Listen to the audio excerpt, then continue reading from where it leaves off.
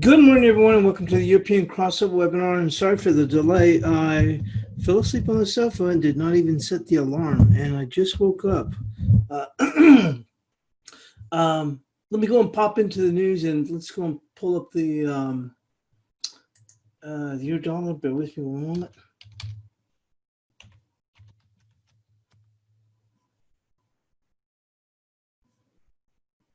I don't even feel like I slept like a ton of hours or anything like that. It's crazy. But anyway, let's go and take a look. So we did go and, I wouldn't say rally, but we did go and move off of these lows. The prior day we had 1625 as our support, and we actually have that today again as our support. We'll go over the analysis. Let's go on and move into the stories quickly, but definitely the euro dollar off its lows. Let's go and take a quick look at the cable. Bear with me.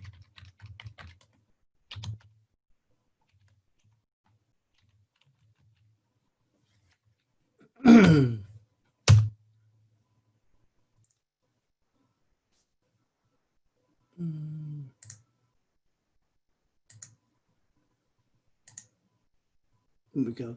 And same thing, a little bit of a rally here, which we're looking for that. And we kept our support, which we'll get to that, as a 2652 had done the analysis, from the Asian analysis. So we'll come to that. I believe we kept I think we kept our resistance at 2780. We may have moved it to 2790. We'll get to that. Let's go on and quickly take a look here on the economic calendar. And let's see, so nothing here in the Eurozone. Did have a little bit of minor UK data, and same thing with Eurozone, but not until we get into the States. We do have durable goods, and we have a Canadian budget balance, and then that's going to be it. Let's go on and move into the stories.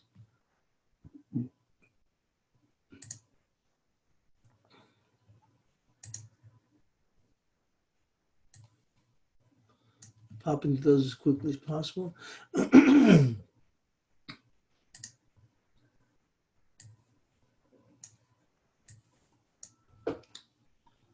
with me.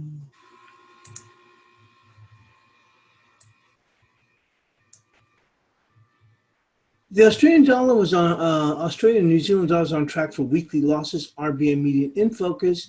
The Australian dollar was on Friday. I don't think they use proper English. Was on Friday. Should have said it was set on Friday. But anyways, it was on Friday, set for its weekly performance since mid-March as investors bet on further monetary easing in the country, while its New Zealand peer was also on track to end the week lower. The Australian dollar was last up 3/10 at 70.65. Early in the week, it hit a two-week low of 70.16. For the week, so far, the currency is down 3%. It's the largest weekly drop since mid-March, when fears of coronavirus-driven world recession wreaked havoc across the global financial market. Investors' attention is squarely on the October 6th board meeting of the RBA, where some economists are predicting a cash rate cut of up to 10 basis points or to 10 basis points. On the same day, the federal government will unveil its annual budget, where it seems likely to keep the fiscal tap open for years to come. The Kiwi is down 2.9% for the week. Earlier this week, the New Zealand Central Bank hinted at further monetary easing, while warning the economy may need support for a long time as the world grapples with the COVID-19 pandemic. Weaker risk appetite has also weighed on the antipodian currencies, led by the downward global economic data, fresh coronavirus restrictions in Europe, and the fading hopes of the U.S. Fiscal stimulus. Next week, the spotlight will return to U.S. politics with that first presidential debate scheduled for Wednesday.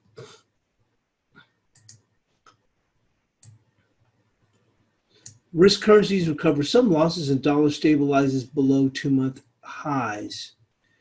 The dollar stabilized below its recent 2-month highs on Friday, and riskier currencies eased off of their weekly losses, with equity markets got a little lift from hopes that the U.S. fiscal stimulus talks would resume. The dollar is on track for its best week since early April, driven by risk aversion that made traders quit their dollar shorts as the outlook for the global economic recovery darkened with the second wave of COVID-19 cases in Europe. It pulled back slightly on Friday with the riskier currencies, which have fallen sharply this week, gaining early London trading. Stocks rose to late tech rally driven on Wall Street, with sentiment boosted by key lawmakers saying Democrats in the U.S. House of Representatives are working on a $2 trillion COVID stimulus package, and the Australian dollar was up 0.5% to as much as 70.86, but was still having its worst week against the dollar since March. While a tempting call for the end of the dollar run as the risk environment appears to be stabilizing, caution is warranted, they said. And the dollar index against the basket currencies was down at 94.24. The reprice of the global recovery expectations may remain a key narrative in markets for longer, as more evidence of the rising contagion waves, particularly in Europe, is set to fuel concerns about the lockdown measures. And that's going to be it. Let's go on and move into that analysis. We'll take a quick look at the indices.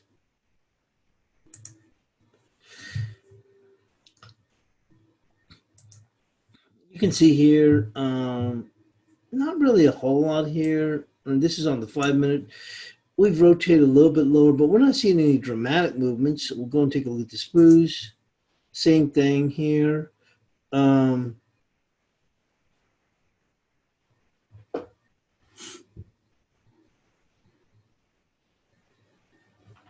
And let's go on and move into the analysis.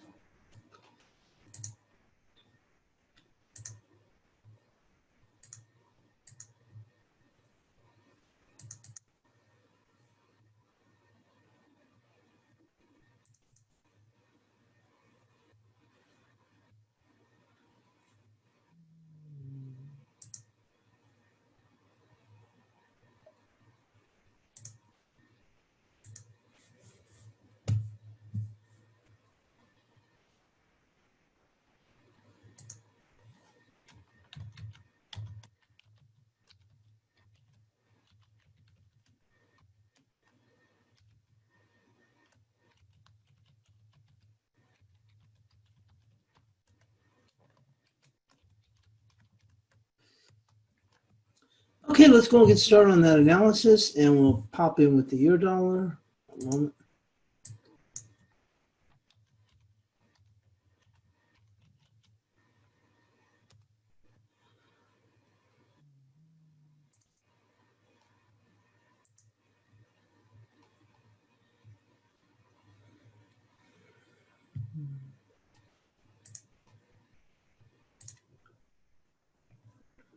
There we go.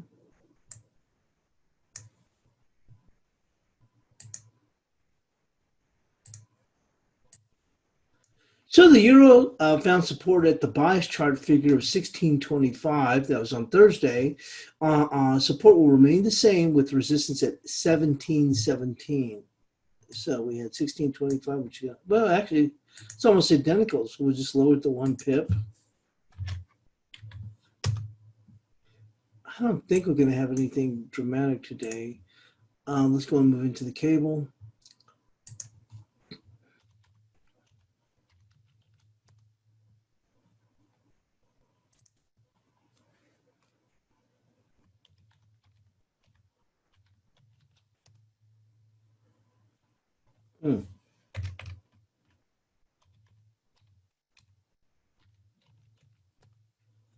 There we go. Let's adjust that a little bit.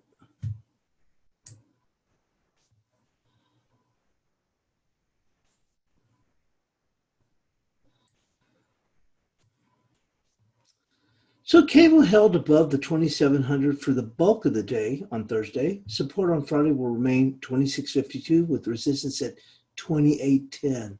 Wasn't too bad then. So as far as 2652, 2810.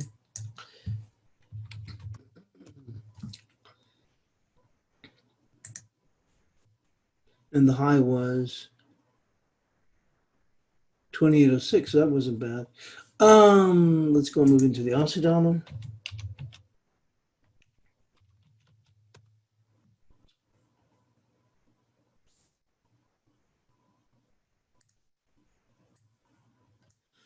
So the Aussie found support at 70.19, and that was actually our bias chart support for Thursday. Before bouncing back, support remained the same for Friday with resistance at 70.95.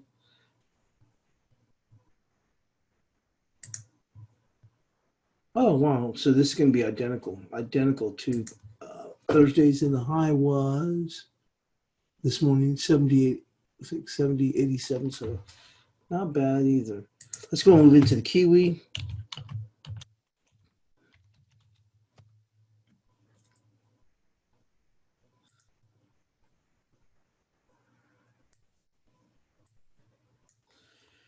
So the Kiwi found buyers at the bias chart support of 65.14 with a low of 65.11 on Thursday, forming a small hammer. You can see that here.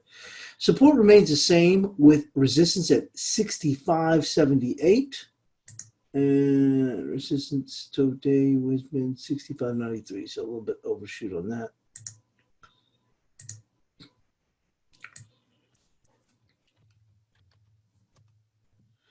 And let's go move into the dollar CAD.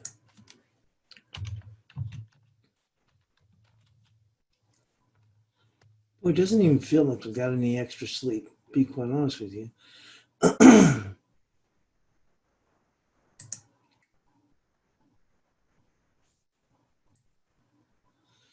Dollar CAD found sellers just below the bias chart resistance on Thursday at 34.24 with a high on Thursday of 34.17. Resistance will remain the same and support will be 32.87. Oh, we're still holding it relatively well here.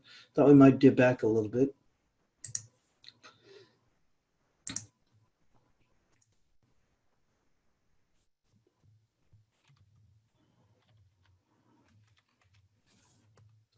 And resistance will remain the same at 34.24.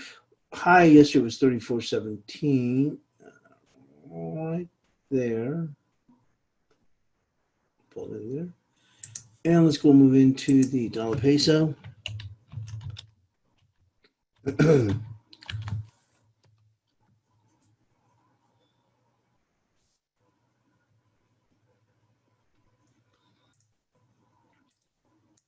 So the dollar peso has been on a rocket ship. The pair finally found some two-way trade on Thursday. Resistance will be 22.36 with support at 21.80. Once again, these dollar pairs are staying in a relatively tight range today.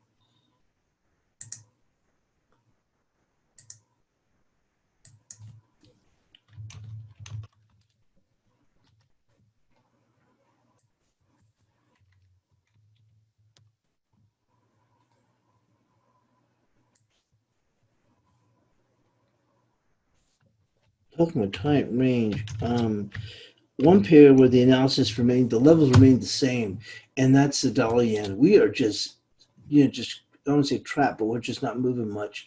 And I believe we had 559 as the resistance, and that's going to remain the same. And the high this morning has been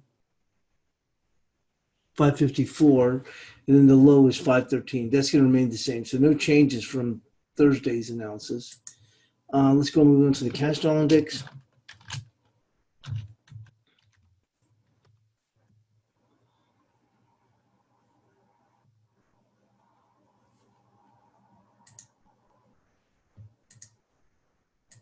So the dollar index has posted a spinning top right here. Let's see, here on Thursday. Resistance will be 94.62 with support at 93.91. But look at that. We're just in a real tight range. All these majors are trading in a real tight range. 93.91. Thought we might see a little bit of a pair back today, and we're not seeing it. Not much, but I thought we'd see at least a little bit, and we're just not doing anything. 94.62, that's going to remain the same. Still remains bullish. Let's go move into the cross rates.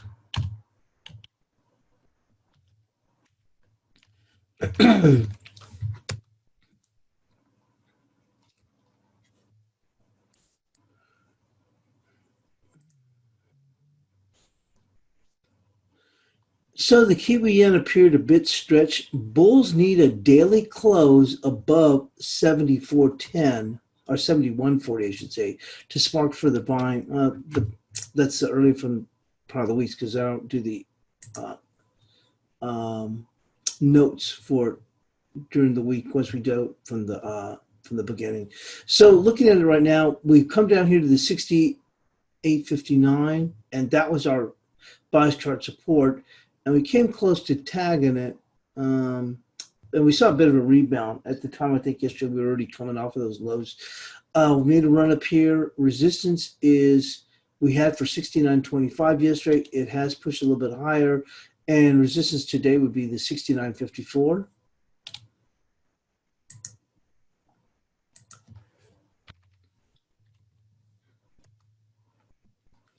And for support, we'll go and keep this the same. And let's go and move into the euro yen.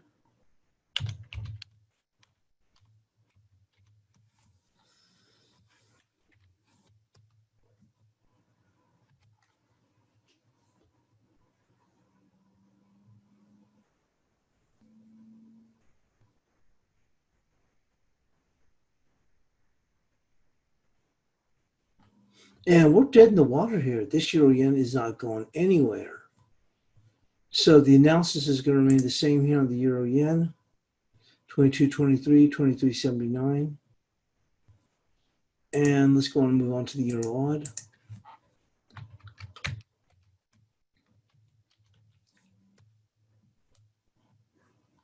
We did go and push up against the 65.81.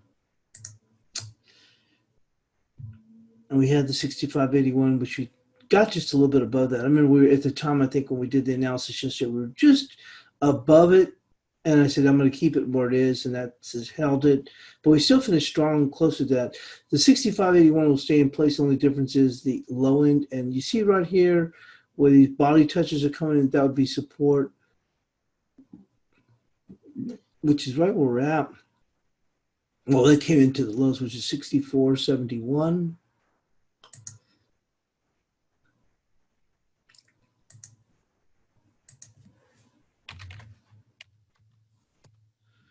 And let's go to the Euro Kiwi.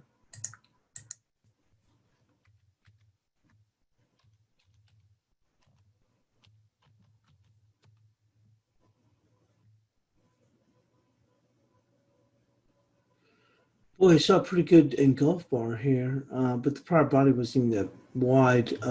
Let's take a look where we stand here.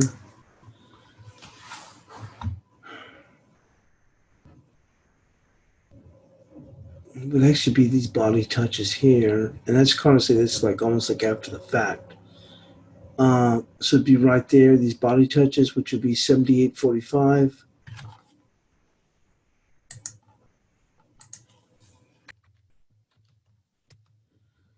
With support, let's go to a 2-hour chart. Pretty good little pullback.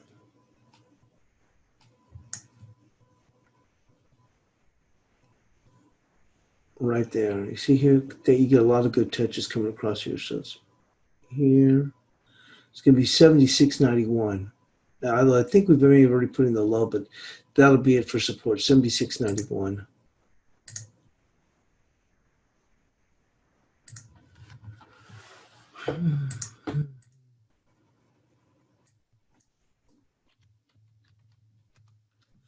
We'll move into the Aussie yen.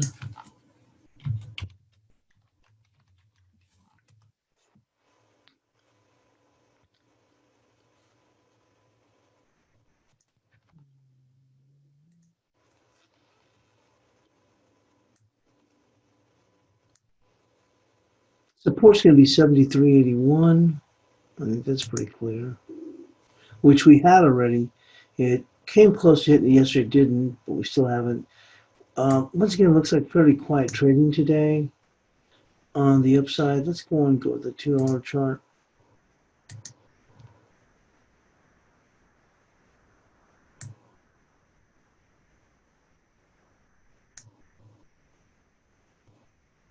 right there. These lows, 74.69.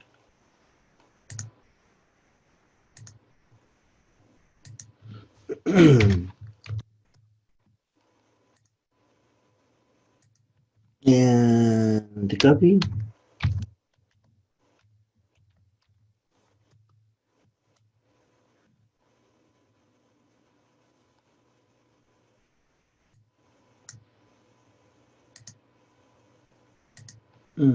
Relatively quiet trade in the guppy, so I don't see any changes.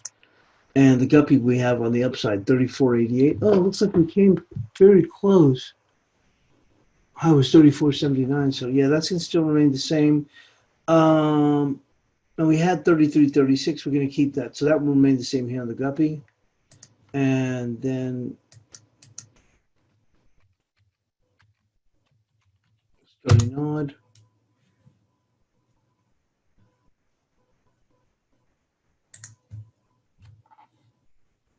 We had 81.10. We've certainly pushed higher. I would have gone right there with this body, which is 81.08, but it did push even further, 81.64. But that would have been our resistance with that, which would have been 81.16. So it wouldn't have been that much higher. And I want to state it true to what it was. I want to say after the fact, oh yeah, that's the high, that's the resistance. But it's come back down from there. Let's see, and support right here, the 79.50, in case we did pull. With that, we'll go on and take a look at the indices as well as gold.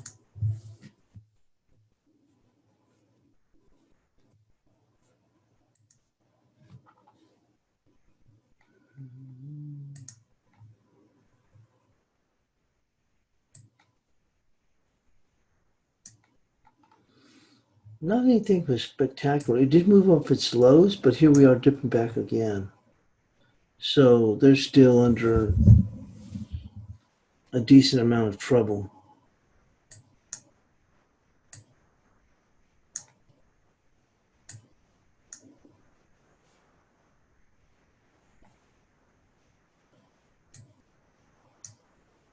We're still looking for a move down here between 1827 to 1844.